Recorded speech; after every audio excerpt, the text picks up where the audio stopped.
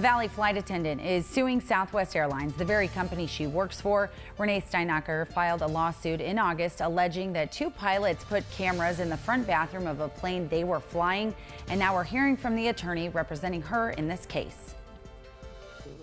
She alleges that he said, well, we've got these cameras in all the 737-800s, and it's a secret program. It's a new security program.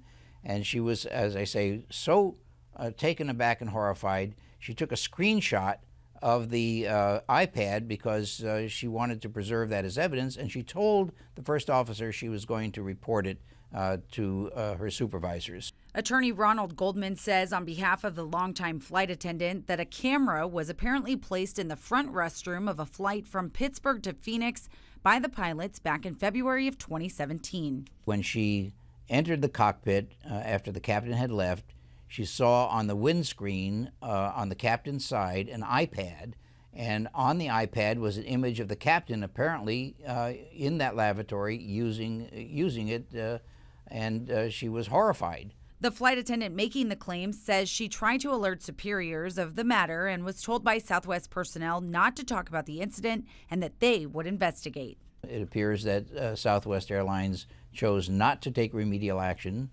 It's our understanding that they did not seize the cockpit voice recorder. I hope they did, because it would contain important information, having recorded the conversation between Ms. Steinacher and the two pilots. But the airline said in a statement, Southwest will vigorously defend the lawsuit. When the incident happened 2 years ago, we investigated the allegations and addressed the situation with the crew involved.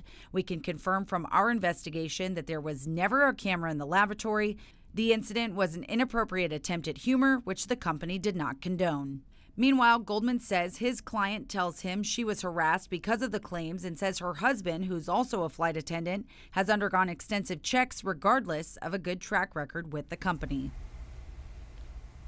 And we'll continue to follow this story as the case moves from a state to a federal matter. The attorney says this is a safety concern of the passengers and crew on board that flight back in February of 2017.